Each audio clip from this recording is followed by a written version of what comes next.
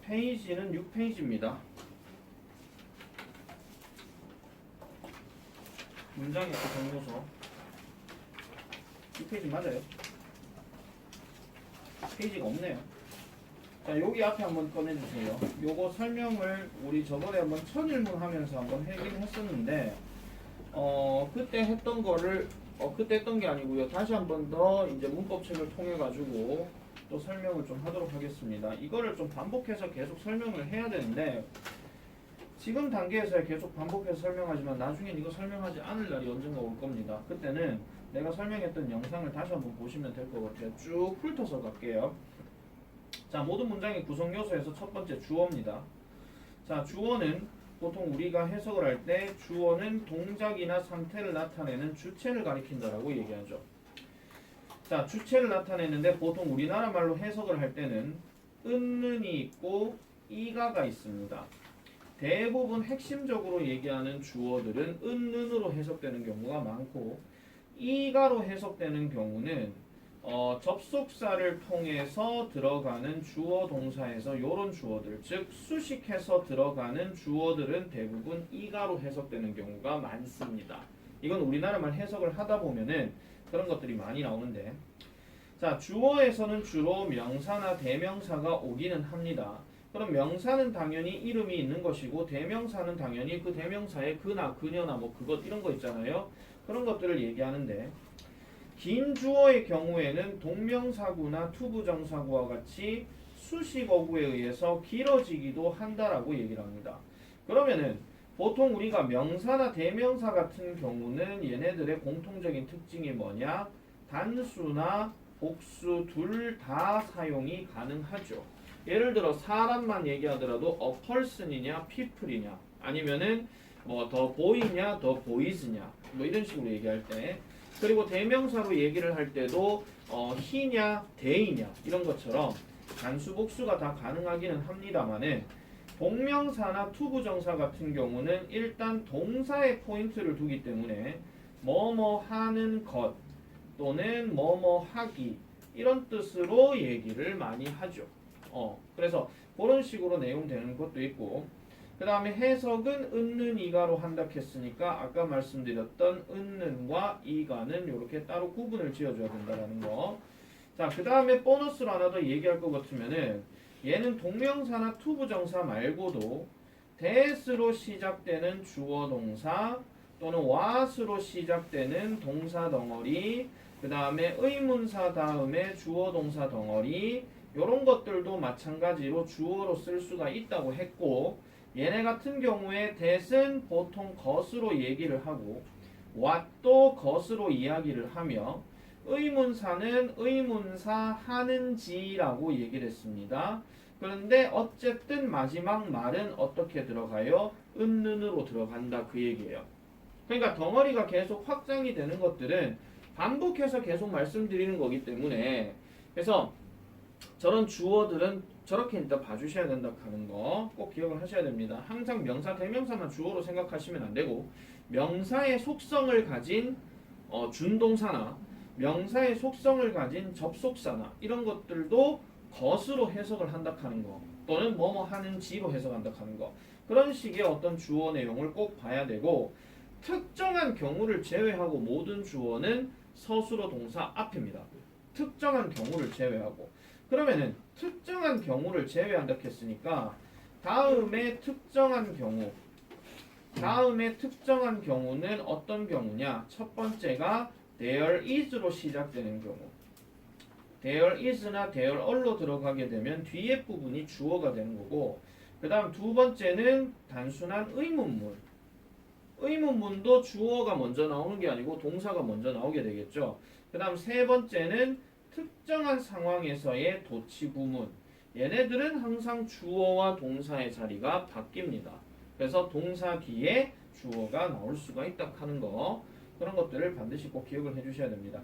반복해서 얘기를 할 때 계속 여러분들이 말로 좀 떠들어 놓으시는 게 좋아요.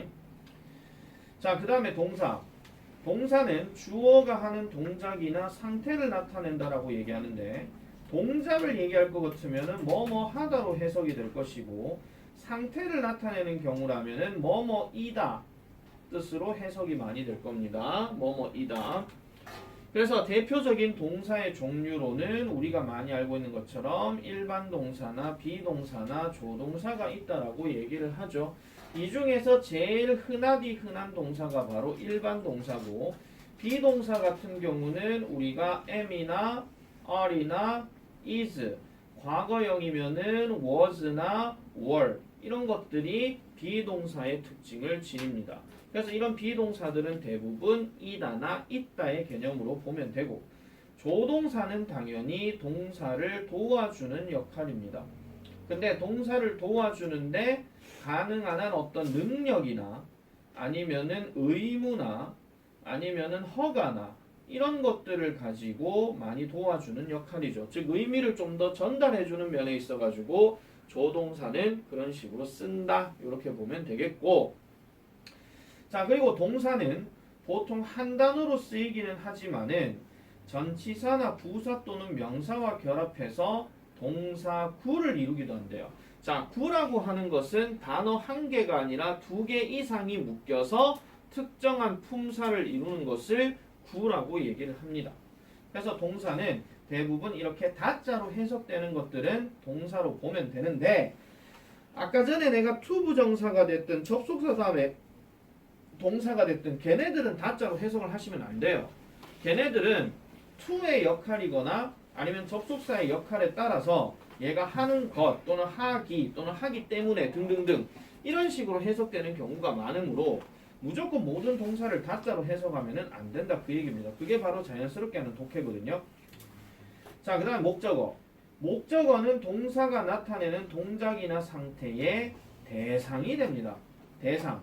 그러다 보니까 대체적으로 어디에 많이 와요? 동사 뒤에 많이 오게 되죠. 동사 뒤에. 그래서 목적어 위치에는 명사, 대명사가 올 수 있고, 그 다음에 긴 경우에는 동명사, 투부정사, 명사절이 쓰인다고 했는데, 이 명사절이 아까 말했던 주어에서의 that과 what과 의문사 관련된 거, 이런 것들이 여기에 다 들어갑니다. 그래서 해석은 항상 을로 해석을 해준다 하는 거, 이런 것들도 잘 봐놓으셔야 되고요. 그 다음 보어는 주어나 목적어를 보충 설명해 준다라고 얘기를 합니다. 즉 거꾸로 해도 말이 되는 걸 얘기하는 건데, 주어를 설명하는 것을 보통 주격 보어, 목적어를 설명하는 것을 보통 목적격 보어라고 얘기를 합니다. 주격 보어는 대체적 bless you. 주격 보어는 대체적으로 주어 다음에 비동사 다음에 명사나 형용사 들어가는 것들이 결국은 주어를 보충 설명해 주는 거니까 이렇게 들어가면 주격 보어인 거고, 목적격 보어는 주어 다음에 동사 다음에 목적어가 들어가고 여기에 목적격 보어로 쓰이는 놈이 목적어랑 세트로 이룰 때, 그럴 때는 보통 목적격 보어라고 얘기를 합니다. 그러면 이 보어에는 명사도 되고 대명사도 되고 형용사도 되고 동명사도 되고 투부정사도 되고 분사구 등도 쓰일 수가 있다라고 얘기를 하는데, 예외되는 거라고 말씀드릴게요. 여기서 동명사는 주격 보어만 가능. 하나 적어 놓으세요. 주격 보어만 가능합니다. 내 취미는 동전 모으기이다. My hobby is collecting stamps. 이런 거. 그런 거 얘기할 때 쓰는 거고요. 그 다음에 분사 같은 경우에는 똑같은 ing라 하더라도 요것도 하나 좀 기억하세요. 요거는 주격, 목적격 둘 다 가능합니다. 둘 다 가능. 요거도 하나 적어 놓으세요. 박지호의 자는 거 아니죠, 저거? 자, 그래서 해석 자체는 주어가 뭐뭐 하다로 해석한다라고 얘기하는데, 어차피 이거 설명하면서 뒤에가 이제 또 동사 종류 구분하는 거거든요. 그래서 그 구분하는 것들은 좀 이따가 해석 순서에 대해서 말씀드릴게요. 자, 그 다음에 수식어는 문장의 다른 요소들을 꾸며준다라고 얘기합니다. 여기에다 포인트를 두세요. 꾸며주는 거. 그러면 수식어 자리에는 형용사 또는 부사 역할라는 단어 구절이 올 수 있다라고 얘기하는데, 이 부사 역할에는 어떤 놈이 있느냐? 첫 번째는 순수 부사 단어, 두 번째는 전치사 명사 단어, 그 다음에 부사에 비롯되어지는 부사 구에서 투부정사 들어가는 거. 그 다음에 ing들 중에서 분사구로 쓰이는 분사구문일 때.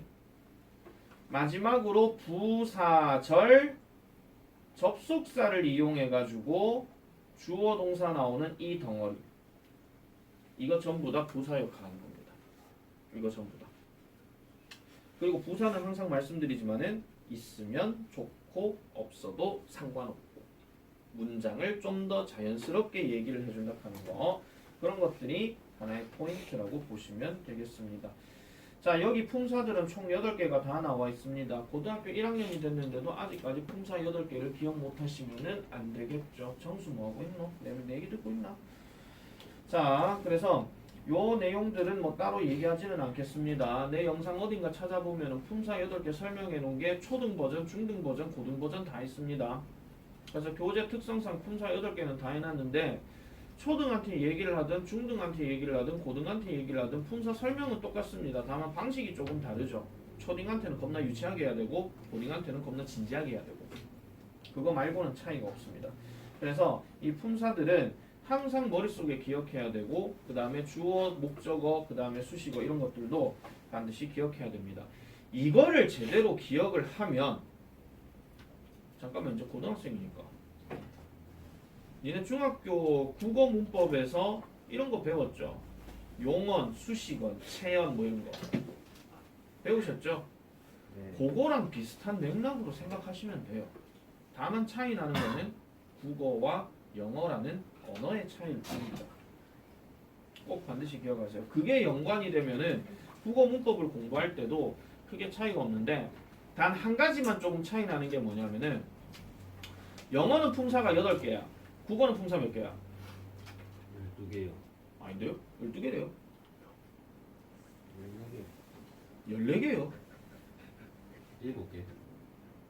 국어는 품사가 한 개 더 많죠? 9개. 우리의 현역인 누구보다도 내가 더 잘해야 되는 거는 이게 무슨 꼬라지냐 이게. 자, 그래서 그리고 하나 더 분명히 말씀드릴 거는 우리가 국어하고 영어의 가장 그 문장 구조에서의 차이점 뭐냐면요. 국어는 항상 말 끝이 뭐냐에 따라서 품사가 달라요. 말 끝이. 근데 영어는 단어의 위치가 어디 있느냐에 따라서 품사가 달라요. 그리고 문장의 역할도 다르고요. 예를 들어서 study라는 단어 하나만 딱 놓고 생각해 봅시다. 이 단어의 품사는 뭐가 있게? 대표적으로 동사 또 명사가 있죠. 명사로는 뜻이 연구라는 뜻이거나 공부라는 뜻이 있겠지. 동사로는 당연히 하다라는 말이 들어가야 되니까 공부하다, 연구하다가 들어가. 그럼 얘가 위치가 어디냐에 따라 가지고 얘가 연구가 될 수도 있고 공부가 될 수도 있겠죠. 예를 들어서 다음에 study가 들어갔어. 그럼 얘는 명사가 동사가? 얘는 100% 명사죠. 근데 내가 여기다 he 다음에 studies란 말을 넣었어. 그럼 얘는 명사가 동사가? 100% 동사죠. 그러니까 위치에 따라서 달라진다 그 얘기야. 그래서 무턱대고 여러분들이 단어를 공부할 때도 그렇고요. 단어 공부할 때 있어가지고 위치 파악 똑바로 안 해놔놓으면요. 그냥 긴 글을 읽다가도 얘가 무슨 품사인지도 모르겠고 문장 어떻게 해석해야 되는지도 모르겠고 감이 안 잡혀. 이게 기본적인 틀이라고. 그러니까 단어하고 주어, 목적어, 보어, 수식어 이걸 계속 내가 설명하는 이유가 그걸 알아야 문장을 읽을 줄 알거든. 이게 돼 있는 사람도 있고 안 돼 있는 사람도 있습니다. 안 돼 있는 사람은 죄송합니다. 고등학교 독해 때 완전 작살날 겁니다, 진짜. 지금 돼 있을 때 지금 하시는 게 좋습니다. 자, 그 다음에 영어의 기본 문형. 우리가 많이 배웠던 1형식, 2형식, 3형식, 4형식, 5형식. 이거 특강 듣고 있는 정수나 준엽이는 이거를 또 들으면은 한 2번, 3번 듣는 겁니다. 예. 자, 영어의 기본 문형에서 1형식은 보통 주어 동사 다음에 이런 수식어 구조가 들어가는데 이 수식어는요 아까 말씀드렸던 부사 계통 그 다음에 전치사 명사 계통 이런 것들로 많이 이루어져 있습니다. 물론 없어도 되기는 하지만 꼭 있어야 되는 경우도 있습니다. 예를 들어서 우리가 go라고 하는 단어 나는 간다라고 얘기를 했을 때 구체적으로 나는 간다라고 하면은 그 말을 들은 사람이 응 잘가 이러진 않겠죠. 어디 가는지를 알고 있으면 응 잘가 이럴 수 있는데 무턱대고 아이고 하면은 어디 가는데 이렇게 물을 수밖에 없어요. 그러면 거기에다가 반드시 뭐가 들어가야 돼요? to 다음에 장소 표현이 꼭 들어가야 이게 맞아떨어진다라고 얘기하는 겁니다. 그래서 어떤 책에서는 단순하게 주어 동사만 갖고 1형식 하나 때리지만 이렇게 합쳐진 거를 2형식으로 때리는 책도 있습니다. 스튜던트 그래머라는 책에서 보면은 보통 형식을 5개로 나누는 게 아니고 7개로 나누는 게 있어요. 우리 저번에 배웠던 천일문도 7개로 나뉘어져 있습니다. 잘 보면요. 자, 그 다음에 이 형식은 주어 동사 다음에 주격 보고, 즉 거꾸로 해도 말이 되는 거, 서로 같은 상태를 얘기하는 거, 그걸 얘기하는 거고요. 그 다음에 3형식으로 넘어가게 되면은 주어 동사 목적어인데 주어랑 목적어는 엄밀히 따지면 다른 개체입니다.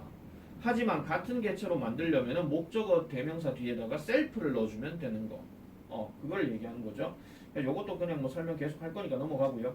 그 다음 4형식 주어 다음에 수요 동사 다음에 간접 목적어 직접 목적어인데 간접 목적어는 대체적으로 사람이 많이 들어가고 해석은 주로 뭐뭐에게나 또는 뭐뭐 위해서란 말로 해석이 됩니다.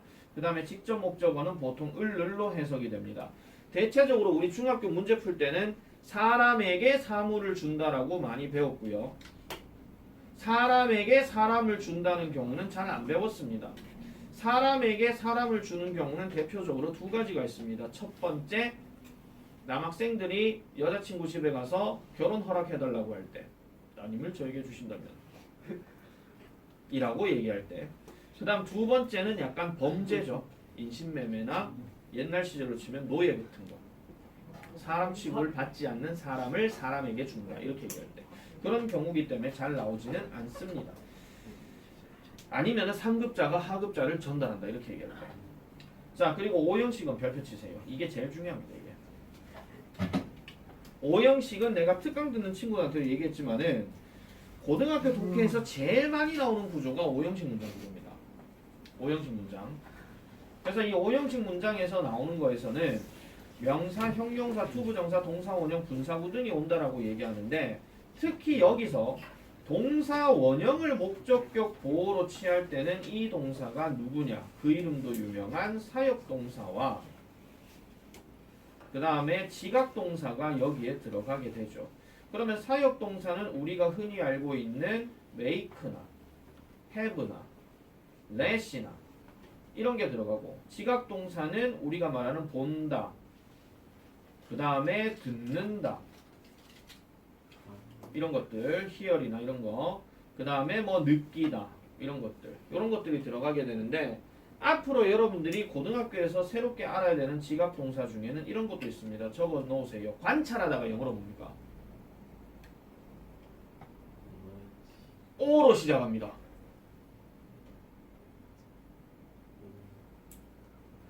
남학생들 게임할 때 보면은 상대방이 뭐 하는 데 있어 정찰해 가는 거 있지. 정찰기.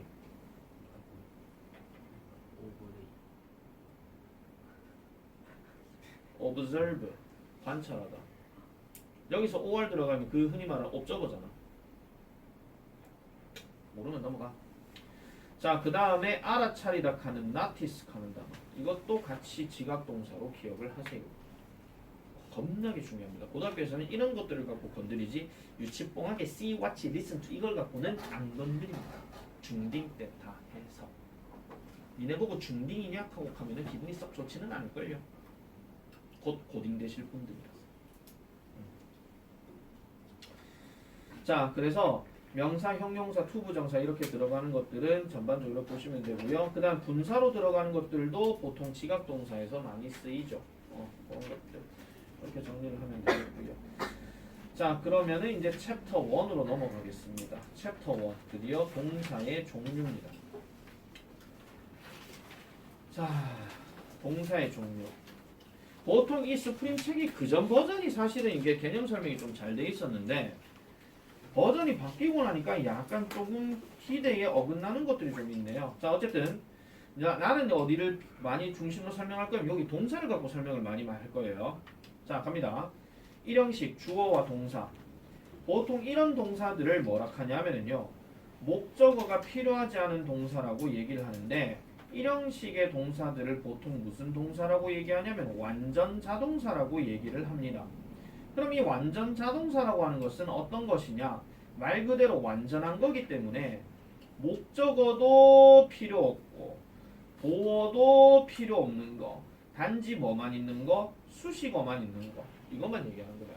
즉 부사 계통에 들어갈 수 있는 놈들만 그렇게 쓰는 것들인데, 자 대표 동사가 여기에 보면은요 be, go, come, happen, occur 이런 것들이 있습니다. 난 동사 계통으로 설명 진지하게 할 거니까 잘 보세요. 자 여기에 비동사는요 대부분 해석이 뭐냐면 있다예요. 뭐뭇이 있다. 왜냐하면 비동사 다음에 지금 뒤에 수식어가 들어가게 되면 대체적인 수식어들은 장소를 나타내는 게 많이 들어가거든요. 예를 들어 박지원 is in the PCroom. 박지원은 PC방 안에 있다. 이렇게 얘기할 때 그거는 순수 일형식 문장입니다. 순수 일형식 문장. 반드시 기억하세요. 순수 일형식 문장이에요. 그래서 비동사는 그렇고요. 그 다음에 go, come은요 우리가 알고 있는 그냥 가다 오다예요. 가다 오다도 마찬가지로 뒤에 전치사 명사가 꼭 들어가야 되죠. 어디에 온다, 어디로 간다 이렇게 얘기할 때 그렇게 쓰는 거고, 그 다음에 요거 별표 칩니다. happen, occur. 발생하다, 일어나다 이런 뜻입니다. 발생하다, 일어나다. 내가 얘를 왜 별표를 치냐면은요, 그 쌤이 개인적으로 많이 좋아하는 문법 대표적인 두 개가 뭐냐면 관계대명사하고 수동태거든요. 설명하기가 간단해서. 근데 얘네들은요 공통적으로 이렇게 딱 나오게 되면은 항상 수동태와 연관시켜서 얘기를 하는데 수동태로 절대 바꿀 수가 없습니다. 즉 비동사 다음에 PP 꼬라지로는 쓸 수가 없다 그런 얘기예요. 그리고 하나 더 적으세요. 이런 거랑 비슷한 단어들이 뭐가 있냐면은 arise 적으라 할 때 적으라. 그 다음에 take place 이런 단어들도 마찬가지 일어나다 발생하다 라고 얘기를 합니다. 일어나다 발생하다. 일어나다가 자다 일어난 게 아니고요. 어떤 상황이 일어나다 하는 거 그렇게 보시면 되고, 그 다음에 여기 stay하고 remain이 나오는데요. 지금 여기 밑에도 지금 stay하고 remain이 나와요. 근데 이 두 개의 뜻이 달라요. stay하고 remain이 나오는데 얘네 둘의 뜻이 뭐냐면요 머무르다예요. 또는 남겨지다예요. 그러면 머무르거나 남겨지려면은 당연히 머물러야 하는 장소도 필요하겠죠. 그래서 머무르다 남겨지다니까 뒤에는 반드시 장소 표현이 들어가야 된다 하는 거. 이걸 꼭 기억해 줘야 됩니다. 그 다음 얘네 둘이 별표입니다. appear, disappear. 시험에서 제일 많이 나오는 단어입니다. appear는 나타나다. disappear는 무슨 뜻이게요? 사라지다. 하나 더 물어볼게요. 그럼 사라지다 하는 단어 중에서 disappear 말고 또 무슨 단어가 있게? V로 시작합니다.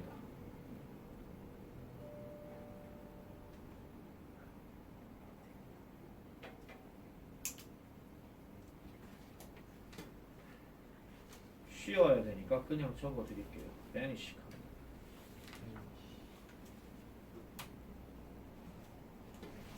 기억해놔.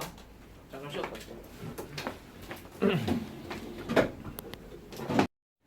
자, 그 다음에 두 번째 이야기입니다. 자, 자동차 처음에 얘기했고요. 그 다음에 이 형식으로 쓰이는 동사, 주격 보어로 쓰이는 것들은 보통 이 동사들을 뭐라 하냐면은 불완전 자동사라고 얘기를 합니다. 자, 불완전 자동사라고 하는 것은 완전하지 못하기 때문에 뭔가 보충 설명이 필요하긴 하거든요. 그래서 얘는 보어는 있는데 목적어는 없는 거예요. 즉 목적 대상은 없는 거죠. 그러니까 보충을 한다는 얘기는 결국은 거꾸로 해도 말이 되는 거, 그런 것들을 얘기하는 겁니다. 거꾸로 해도 말이 되는 거. 자, 그러면은 여기에 나오는 대표 동사들은 누가 있느냐? 요것도 다시 한번 설명을 드릴게요. 자, 감각 동사로 쓰이는 look이나 sound나 feel이나 taste나 smell 같은 게 나오는데, 자, 일단은 이 감각에 대해서는요 어떤 문장을 말하는 사람의 입장을 놓고 생각을 하셔야 돼요. 이 감각은 약간은 판단이나 어떤 생각을 적용해서 하는 표현입니다. 그래서 우리가 look이라고 하게 되면은 보다가 아니라 보이다. 사운드는 들리다예요. 그러면은 보통 보인다 하든지 들린다 하든지 이런 말들은 어떤 문장에서 you look tired 라든지 아니면은 you sound angry 이런 거라든지 이 말은 약간은 너라는 아이가 피곤해 보인다 하는 것을 이 말한 사람의 생각을 표현하는 거거든요. 그렇게 판단을 하는 거예요. 직접 눈으로 본다는 얘기가 아니라 그냥 무심코 딱 봤는데 너 이렇게 보여 이런 식으로 그렇게 얘기를 하는 거고요. 그 다음에 feel 같은 경우도 보통 뭐뭐가 그렇게 느껴지다라고 얘기하는 겁니다. 뭐뭐가. 그러면은 이 말하는 사람 입장에서 예를 들면은 지원이가 저따구로 이 말을 저렇게 까고 있으면은 지원이는 되게 열심히 하는 것처럼 보인다. 이렇게 얘기할 때. 그러니까 열심히인 것처럼 보인다. 그러면은 지원 looks diligent 이렇게 들어가는 거예요. 그렇게 들어가는 거죠. 자, 그 다음에 taste하고 smell 같은 경우는 보통 우리가 주어가 누가 많이 들어갔었냐면 중학교 때만 하더라도 음식에 관련된 얘기가 많이 들어갔었습니다. 왜냐하면 이 음식은 이런 냄새가 난다. 아니면 이 음식은 이런 맛이 난다. 이런 식으로 얘기했죠. 그렇다고 해서 사람이 안 들어갔냐? 그 얘기는 아닙니다. 예를 들어 박지원이가 문을 열고 뜩 들어왔는데 뭔가 이상한 냄새가 나요. 그러면은 박지원 smells bad 이렇게 되는 거죠. 무슨 말인지 알겠습니까? 사람한테서 이상한 냄새가 난다. 박지원 smells strange 뭐 이런 식으로. 그런 식으로 얘기를 하는 겁니다. 아니면은 그렇다고 이게 사람 얘기하는데 음식처럼 뭐 맛이 난다 이렇게 하면 이상하잖아요. 그죠? 박지원 taste good 이렇게 하면 이상하다. 그죠? 이런 것들은 뭐 사람 고기를 먹는 데서나 그게 뭐 가능할지 모르겠지만은 그렇게는 잘 안 씁니다. 그래서 taste는 순수 100% 음식이 많이 들어가는 게 맞고 smell 같은 경우는 사람이나 사물이 들어가는 건 맞는데 그 사람은 말 그대로 얘가 냄새를 풍기는 게 아니라 이 말을 하는 사람 입장에서 정말은 저런 냄새가 나 이런 식으로 그렇게 얘기를 한다는 거죠. 그래서 이렇게 보시면 되는데 나중에 이런 taste하고 smell은 감각이 아니라 지각 동사에서도 나오게 됩니다. 근데 지각 동사에서는 이 주어가 사람이 나와요. 왜냐하면 taste가 지각 동사 때는 맛을 보다가 되는 거고 smell은 냄새를 맡다가 돼요. 예를 들면 이런 겁니다. I smelled 박지원 이런 식으로 나는 박지원의 냄새를 맡았다. 이런 식으로 그렇게 하시면 되겠습니다. 자, 그래서 얘네들의 공통적인 특징은 뒤에 뭐가 많이 들어가요? 형용사가 많이 들어가죠. 형용사가 많이 들어가요. 근데 명사를 쓰고 싶을 것 같으면 항상 like를 넣고 명사를 써야 된다 하는 거. 이런 식으로. 아시겠죠? 자, 이렇게 보면 되겠고 그 다음에 상태를 나타내는 데 보면은 여기서 비동사가 또 나옵니다. 그럼 여기에 나오는 비동사는 무슨 뜻으로 해석하는 게 제일 맞냐면요 얘는 뭐뭐이다 또는 형용사 하다 이런 뜻으로 얘기를 많이 합니다. 그럼 뭐뭐이다로 해석될 때 비동사 뒤에는 반드시 명사가 들어가는 게 맞죠. 그래서 박지원 is a student 이렇게 얘기할 때 그럼 박지원은 학생이다 이렇게 되는 거지.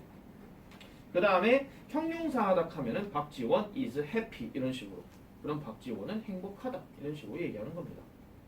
물론 지금은 행복한지 아닌지는 모르겠습니다. 자, 그 다음에 stay하고 remain이 또 나왔어요. 얘네도 지금 요 상황에서는 뒤에가 형용사가 들어가는 건데 이거는 어떤 뜻으로 해석하냐면 어떤 물리적인 공간에서 남겨지거나 머무르는 게 아니라 그냥 이 상태가 유지되다라고 얘기하는 겁니다. 유지되다. 그래서 우리가 아마 이런 말 들어보셨을 거예요. 이건 적지 마세요. stay 다음에 calm 하는 단어가 들어가 있어. 여러분 calm이 무슨 뜻이야? 진정한 또는 차분한 이런 뜻이죠. 그러면 차분한 상태를 유지할 때 stay calm이라고 얘기합니다. 또는 우리가 여러분들 이런 말 들어보세요. 채널 고정이 영어로 뭐라 그러죠? 외국 방송을 잘 안 보셔서 모르시겠군요. stay tune이라고 얘기를 합니다.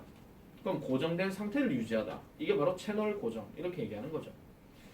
자, 그 다음에 keep 같은 경우도 뭐뭐인 상태를 유지하다. 이렇게 얘기를 많이 하는데 특히 keep 같은 경우는요. 이쪽에 와서 할게요. keep은 뒤에가 형용사 단어가 들어갈 때도 있지만은 경우에 따라서는 ing가 들어갈 때도 있어요. 그럼 이 ing는 어떤 동작을 나타내는 거니까 동작의 상태를 계속 유지한다 이런 얘기야. 그럼 예를 들어서 트레드밀을 타고 있는, 즉 러닝머신을 타고 있는 박지원이 있어. 그러면은 박지원 keeps playing treadmill 이렇게 얘기할 때, 그럼 박지원은 러닝머신 타는 것을 유지한다. 계속해서 뭐만 한다 이런 얘기죠. 왜요? 박지원은 러닝머신 타면 안 됩니까? 알아요. 어떤 느낌일지. 알아요. 그 이상은 얘기 안 할게요. 두리번 거리면서 그죠? 뭐가 왔나 안 왔나 쓱 보면서. 자, 어쨌든 그렇게 보시면 되겠고요. 어디가 웃음 포인트인지는 알아서 상상하세요. 나도 그냥 두리뭉실하게만 얘기를 한 거니까. 자, 그 다음 요 sim 별표치입니다. sim. 요 sim 같은 경우는요, 이쪽에 와서 잠깐 설명할게요. sim 같은 경우는 세 가지 측면의 표현들이 많이 나오는데, 첫 번째는 뭐냐면은 like를 넣고 명사가 들어가는 거. 그럼 이거는 명사처럼 보이다 이런 뜻이에요. 그 다음 두 번째는 뭐냐면은 순수 형용사가 들어갑니다. 약간 look 개념이랑 똑같아요. You seem happy 이런 식으로. 그 다음 하나가 뭐냐면 to 부정사입니다. 이게 제일 중요합니다. 뭐 하는 것으로 보인다. 오늘 박지원이 계속 우려먹자. 박지원 seems to make a book 이렇게 얘기할 때, 그러면은 박지원은 책을 만드는 것으로 보인다. 무슨 책일지는 알아서 상상하십시오. 아시겠죠? 그래서 어떤 동작을 하는 것처럼 보인다 이런 얘기인데, 요거는요 다른 상황으로 한번 말씀드릴게요. 자, 제일 뒤에 앉아있던 유승재가 박지원이랑 같이 있다가 박지원이가 갑자기 자리를 앞으로 옮기겠대요.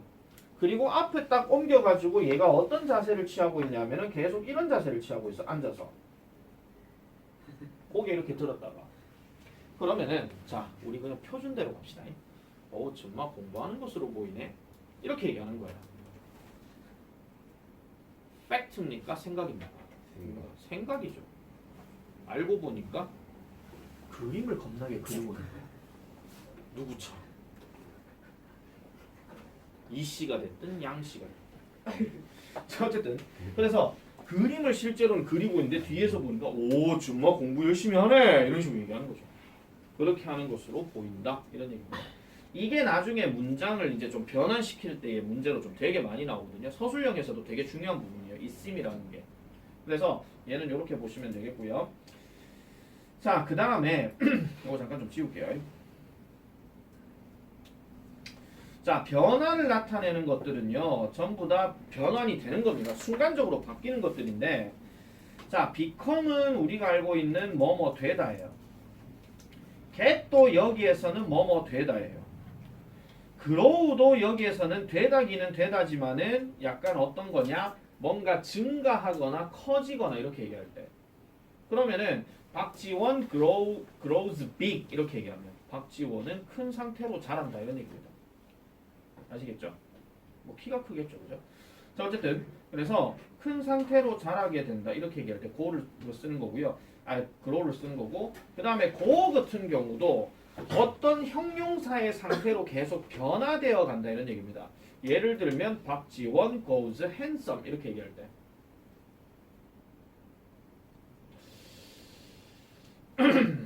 그럴 수도 있잖아요. 25살 된 박지원이 갑자기 완전 최고의 어떤 뭐 잘생긴 미남이 될지 누가 어떻게 알아요? 어쨌든 박지원 goes handsome 하면은 잘생긴 상태로 되어진다 그런 얘기. 그렇게 되는 거고요. 그 다음에 이 turn이라고 하는 것은 순간적으로 팩 바뀌는 거예요. 예를 들면 이런 겁니다. 박지원이한테 내가 뭔가 이상한 소리를 했는데 박지원의 얼굴이 시뻘개져요. 그러면은 박지원 turned red 이렇게 됩니다. 이게 좀 형용사야. 그러니까 박지원이 빨간 상태로 변했다 이렇게 얘기할 때 무슨 생각을 했는지는 모르겠지만 어쨌든 빨간 상태로 변했다. 아니면 우리가 페일카는 단어도 창백한이라는 뜻이거든요. 그러니까 평소에 아무렇지도 않다가 무슨 상황이나 아니면 어떤 얘기를 듣고 난 다음에 갑자기 얼굴이 창백해지는 거야. 이때는 턴으로 얘기를 해요. 이게 비동사를 쓰는 게 아니라. 그래서 변화를 나타낼 때로 쓰는 건데 얘네들도 대부분 형용사가 많이 들어갑니다.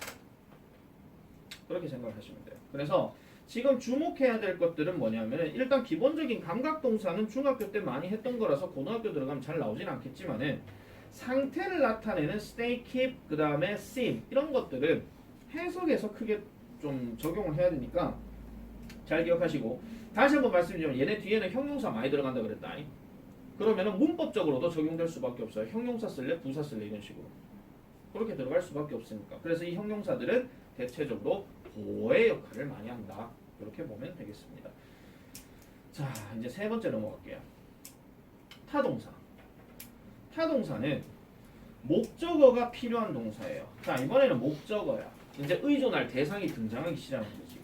그래서 이런 동사들은 보통 무슨 동사라고 얘기하냐면은 완전 타동사라고 얘기를 합니다. 자, 일단 완전이기 때문에 보어는 필요가 없습니다. 하지만 의존하는 게 등장했어요. 이 타자가 기댈 타자 뭐 그런 얘기거든요. 그래서 목적어는 반드시 있어야 되는 겁니다. 즉 어떤 동사를 쓰는 데 있어가지고 무슨 목표물이 있어야 될 때 가장 대표적으로 뭐 love 이런 거 있잖아요. 그럼 박지원은 사랑한다 그녀를 이렇게 얘기할 때 그럼 그 그녀가 바로 사랑의 대상이 되는 거죠. 너 왜 좋아하냐? 너도 혹시 뭐 그놈이랑 삼각관계 있는 건 아니죠? 아니. KNK! 거기까지만 얘기하겠습니다. 승재 무슨 말인지 못 알아듣습니다. 자, 어쨌든 자, 그래서 이런 것들은 보통 완전 타동사로서 얘기를 많이 하고요. 얘는 지금 보시면은 특정 동사가 없죠. 그 말은 뭐냐면은 대다수의 동사들은 타동사가 70%를 차지합니다. 그리고 자타동사 둘 다 되는 것도 약 한 그 합쳐갖고 한 90% 차지하기 때문에 대다수의 동사들은 타동사, 즉 목적어가 필요한 거라고 보시면 돼요. 그러면은 반대로 생각해 보면은 여기에 나와 있던 이 자동사는 무조건 외워야 돼. 많지가 않아서. 선생님, 그럼 비동사가 타동사일 때도 있습니까? 잘 없습니다. 아시겠죠? 그래서 이건 대체적으로 그렇게 많이 쓰인다는 것만 보시면 되고, 특히 요거는 목적으로 쓰이는 놈이 그 투부정사 동명사 요거 차이점 반드시 봐야 되고요. 그 다음에 that 갖고 이용하는 거 그걸 많이 봐야 되는데 요걸 내가 미리 말씀드릴게요. 시험 문제에서 제일 많이 나오는 거는 투부정사 쓰는 거하고 동명사 쓰는 거하고 이게 제일 많이 나옵니다. 둘 다 해석은 뭐뭐 하는 것입니다. 그런데 투부정사로 쓰는 목적어 동사하고 그 다음에 동명사를 목적어로 하는 동사는 분명히 차이가 납니다. 그래서 그거는 차이가 나는 건 다음 책에 있으니까 보시면 되고, 그 다음에 목적어들 중에서는요 대 쓰고 주어 동사 들어가는 이런 덩어리가 있는데 이거를 굳이 따지자면 구체적 내용을 뭔가 서술할 때 이렇게 얘기하는 거예요. 그러면 구체적 내용을 해가지고 언급할 때 이 동사들은 대체적으로 누가 많이 들어가냐면 생각을 나타내는 놈하고 말과 관련된 동사가 제일 많이 들어갑니다. 생각을 나타내는 대표적인 동사가 뭡니까? think죠. 그래서 생각을 나타내는 동사 대표적으로 아까 얘기했던 think, 그 다음에 뭐 hope, 그 다음에 believe, 그 다음에 여기에 assume, 오줌 아니야? 추측하다, 가정하다. 그 다음에 또 우리가 추측하다, 가정하다 해서 또 뭐가 있었죠? suppose 이런 것들. 그러니까 뭔가 생각을 나타내는 동사들이 뒤에 대시 들어가게 되면은 그 생각에 대한 또는 상상에 대한 구체적 내용이 들어가야 됩니다. 그리고 말과 관련된 동사의 대표적인 단어는 tell하고 say죠. 하지만 여기서 좀 더 들어가야 되는 게 announce라든지 inform이라든지 이런 것들도 여기에 포함을 시켜야 됩니다. announce는 우리가 알고 있는 알리답니다. announce에 알자가 들어가게 되면은 아나운서가 되는 거죠. 그 다음에 inform은 information의 명사입니다. information의 동사입니다. 그 다음에 information은 정보니까 그럼 정보를 뭐 해야 됩니까? 알려야 되죠. 그래서 알리다라는 뜻이 돼요. 알리다. 그리고 또 하나 더 말씀드리면은 note라는 단어, 주목하다. 그 다음에 우리가 잠깐 얘기했었던 공지하다 하는 notice 하는 단어. 이런 것들도 여기에 들어갈 수 있고요. 그 다음에 또 하나 더 얘기하면은 show라는 단어도 들어갈 수 있어요. 보여주다. 뭐가 뭐뭐 한다라는 사실을 보여준다라고 얘기할 때. 그렇게 들어가는 것도 많이 쓰이기 때문에 잘 기억을 하시면 되겠습니다. 그래서 3형식은 그렇게 보면 되겠고, 자, 그 다음에 4형식입니다.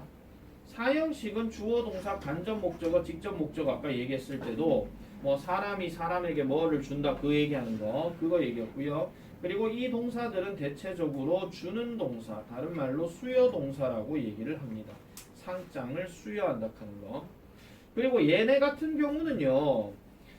얘를 약간 내가 좀 업그레이드로 좀 설명을 좀 드릴게요. 일단은 우리가 중학교 때만 하더라도 삼형식으로 전환을 했을 때 이런 거 쓰는 동사가 있다 하는 거를 여러분들 중학교 2학년 교과서 1과에서 배웠습니다. 그때는 그냥 문장 변환만 하면 되는 거였어요. 근데 고등학교는 문장 변환하는 게 안 나오거든요.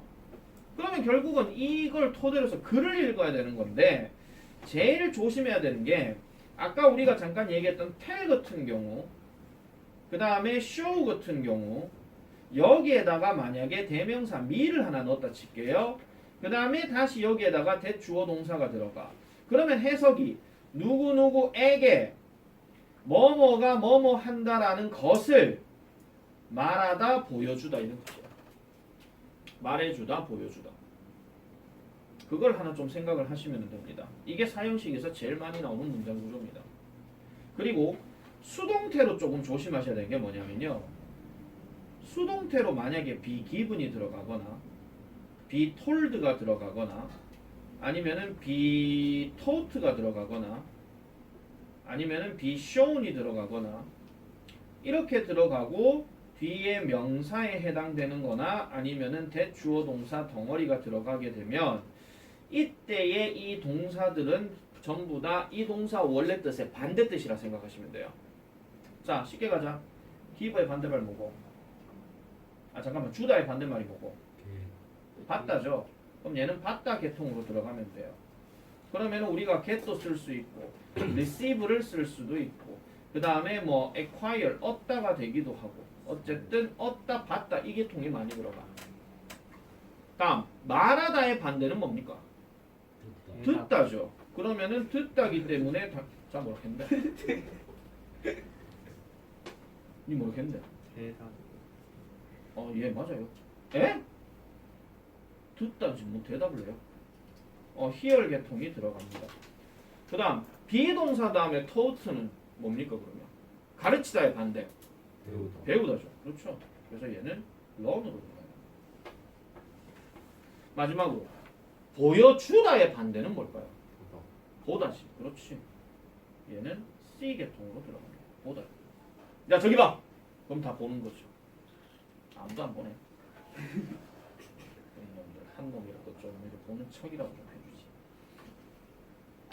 자, 그래서 여기에 to를 쓰느냐, for를 쓰느냐, of를 쓰느냐는 다시 설명은 안 하겠습니다. 이거는 우리 그 특강 들으시는 분들한테는 이거에 대해서 내가 구체적 설명을 했었습니다. 왜냐하면은 그 예비 중위들은 그거 시험에 문제 나오기 때문에. 근데 여기에서는 따로 얘기하지는 않을게요. 자, 마지막으로 오형식입니다. 오형식은 지금 보면 아시겠지만 목적어도 있고 목적격 보호도 있습니다. 그래서 얘네들은 전부 다 뭐라 하냐면은 완전하지도 않는데 지 혼자서 쓰지도 않아요. 그래서 불완전 타동사라고 얘기를 합니다. 근데 이 불완전 타동사로 쓰이는 목적격 보호는 엄청 많습니다. 그래서 만약에 상태를 나타내거나 신분 지위를 나타낼 때는 대부분 명사나 형용사가 많이 들어가고요. 그 다음에 뭔가 조금 이제 그 뭐냐 거시기 거죠 저 뭐야 동작을 나타내는 경우라면은 to 부정사나 동사 ing나 아니면은 그냥 원형 부정사가 들어가기도 합니다. 그리고 마지막으로 하나가 보너스로 들어가는 것이 과거 분사 pp가 들어가기도 하죠. 색깔을 구분 지은 이유는 다시 말씀드릴게요. 명사와 형용사는 신분, 지위, 상태, 기분을 나타내는 거고 투부정사, 동명사, 투부정사, 분사, 동사 원형은 동작을 나타내는 거고 과거 분사는 그냥 되어지는 거예요. 되어지는 거. 되어지는 거. 그래서 요거에 관련된 이야기는 어차피 뒤로 넘어가면 되는 거기 때문에 여러분들이 요 필기들을 좀 꼼꼼하게 좀 해놓으시는 게 좋을 겁니다. 꼼꼼하게 조금 잘 해놓으세요. 요거는 내가 이거 저거 뭐라 하노 저거 웹 픽처가 뭐 픽처가 뭐고 저거 해가지고 다시 한번 정리를 해서 올려놓도록 하겠습니다. 그래서 여러분들이 이 내용들을 잘 봐놓으시면 될 것 같아요.